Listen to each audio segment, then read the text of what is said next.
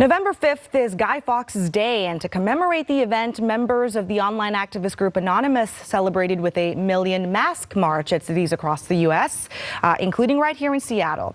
Marchers we spoke to at today's event say they were out taking a stand against injustice from corporations. Well, basically, I'm out here to basically protest all of the things that are happening with oil companies, gasoline companies, the corporate, basically corporate everything. Anonymous is a loosely associated group of online activists who generally support a free and open internet and oppose corporate influence, cyber surveillance, or censorship. Members often wear Guy Fawkes masks like these when appearing out in public. Hundreds of masked protesters have taken over central London in an annual march inspired by the hacking group known as Anonymous. At least 10 people have been arrested in the capital, which is the traditional hotspot for the anti-establishment event.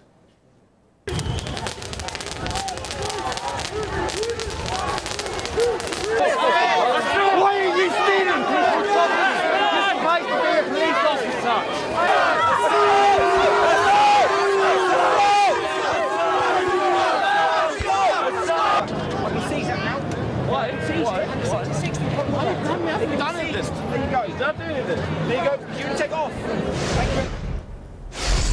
RT correspondent Harry Fears following the protest in London. He joins us live on the line now. Harry, seems like with every passing hour the energy levels have been rising. How have police been handling the situation? Neil, you always seem to come to us just at the moment that the energy is indeed rising.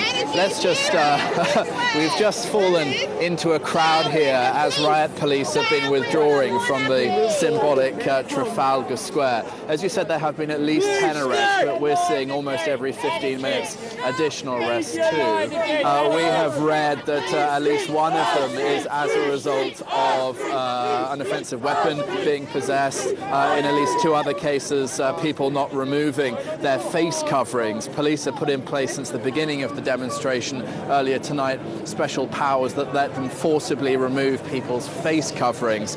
There were fears then that the protest could become as chaotic this year as it was last year. Just listen to their statement earlier today about their fears of that repeat. Last year we saw participants causing criminal damage to public property, smashing the windows of businesses and attacking police officers, all while harassing and intimidating families. My message is simple.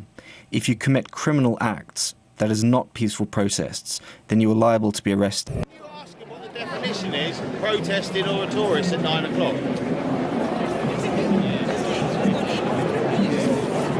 Apologies there, sorry, I couldn't quite hear you. It is indeed very chaotic here, and as I mentioned, there already have been a number of arrests. But there are some big ideas behind this protest in its origin. Earlier we spoke to some of the protesters just here at the beginning of the night when things were more calm.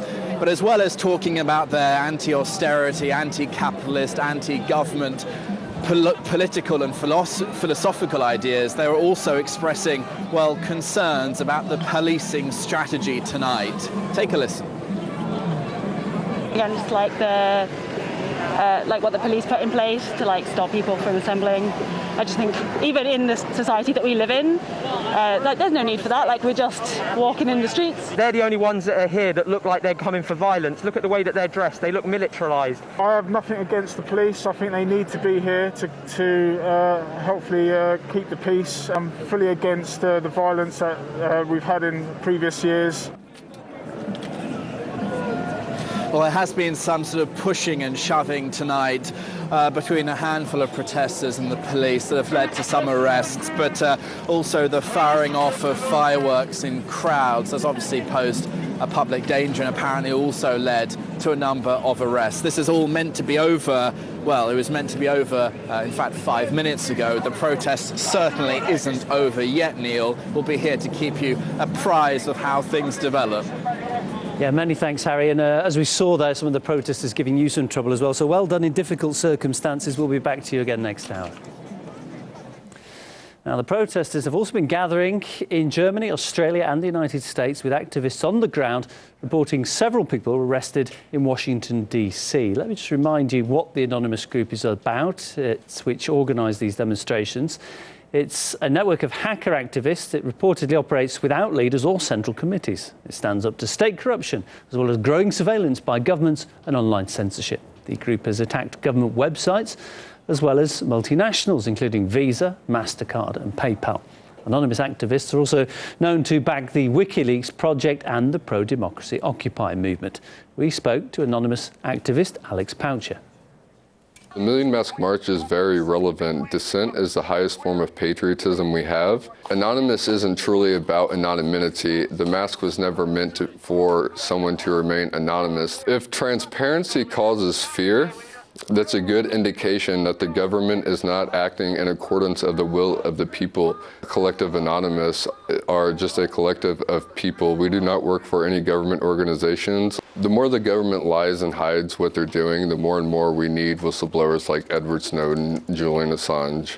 What Snowden revealed was that United States citizens were being mass surveilled. They do not have the right to invade our privacy without a warrant, and yet they're doing this all across America to every American citizen, no matter who you are. We should be looking at these whistleblowers as heroes and not making them live in hiding